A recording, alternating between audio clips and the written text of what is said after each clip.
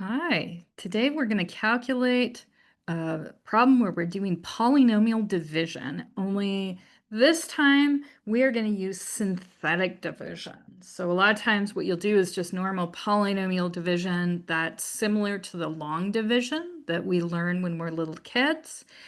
There is a second way to do this, and some people like this other way better. It's called synthetic division. Uh, Watch both videos. I've got another one out on regular polynomial division. See which one works for you, because when I work with students, they usually like one or the other, but not both. And whichever one works for you, use it and stick to it. So before we get into the division itself, let's go through what synthetic division is. And basically, it's a way that you can do your division without looking at any of the x's. So it's a shortcut. It can be still a decent amount of work. And it only is used when the divisor has the form x minus k, where k is a real number. So anything that has this sort of form, x minus k.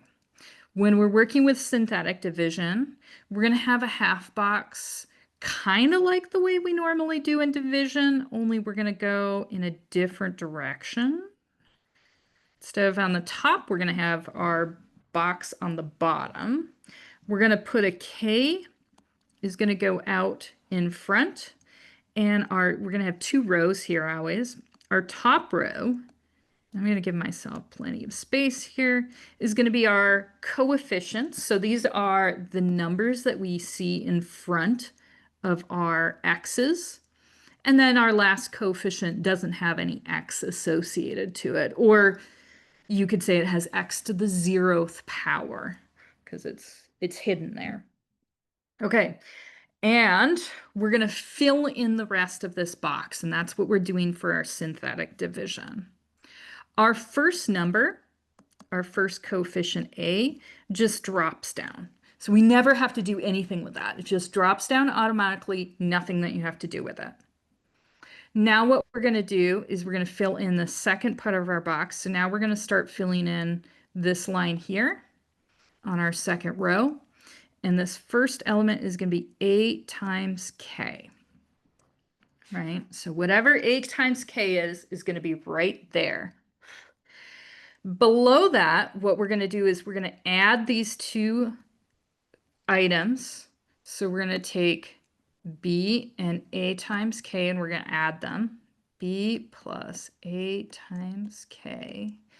Because this is going to get bulky, I'm going to call this a new number. I'm going to call this x, but you're just going to get a number. Whatever number you get up there, you take that number, you multiply it by k, and you go up to your next bit on the row. So in this case, we have x times k.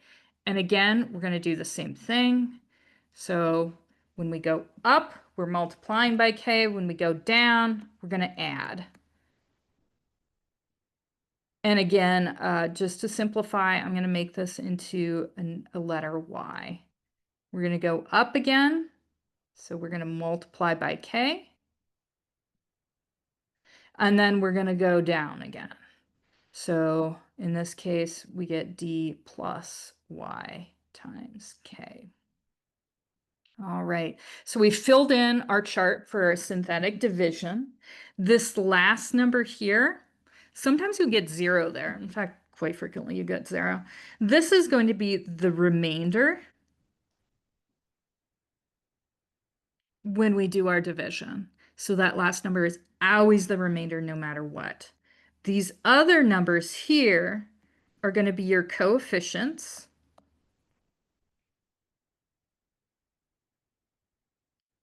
Of your polynomial, and it's always going to be of 1 degree less than what you started with. So we started with a third degree polynomial, right? We see the 3 up here, x to the third degree. We're going to drop that number by 1. So we're going to have ax squared plus, and our second coefficient, oh, I shouldn't have used the x, should I have? Okay. let's just call it b times a times, or b plus a times k, x plus, and this one I could do y, and then plus our remainder. So there's our polynomial, our remainder is our last bit, and we go on from there. Sorry for that flub there. Too many x's. All right, we won't see that when we go up to our example with just numbers, so let's do that. Here we have our nice polynomial, 6x cubed minus 10x squared minus 7x minus 15, and we're dividing it by x plus 1. So the first thing that we want to do is figure out what's our k value. And we need x minus k. Notice we have x plus 1. Whenever you have a plus 1, we can rewrite it as a double negative. So our k is actually -1. Whew. All right. So let's get our little chart out. Let's make that nice. We'll give ourselves plenty of room. Our k is a -1. Let's put our coefficients up there. So here we have our numbers that we're going to work with. We have a +6, a -10, -7, and -15. All right. First number pops straight down. So 6 comes down. Second number, we multiply by our k. So multiply by our -1, we're going to get a -6. We're going to add these two numbers together. This is going to give us a -16. We're going to go back up. 16 times the -1 is +16. Now we have 16 minus 7 because we're adding these two numbers. So we're going to get a 9. 9 times the -1 is -9. And -15 plus a -9 is -24. This last number here, this is our remainder.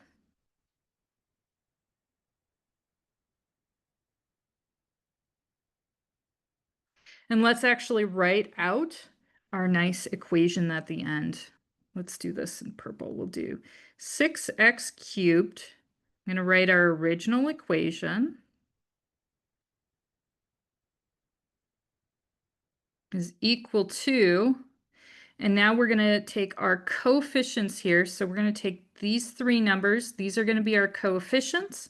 We're going to have 6x squared. We're going to drop our exponent by 1 minus 16x plus 9. And then we're going to have our x plus 1 because that's the number we're dividing out by. And our remainder minus 24. So there is our solution. Again, there are two different ways of doing division by polynomials. Figure out which one works better for you. Some people like this method right here better because you don't have all the x's floating around.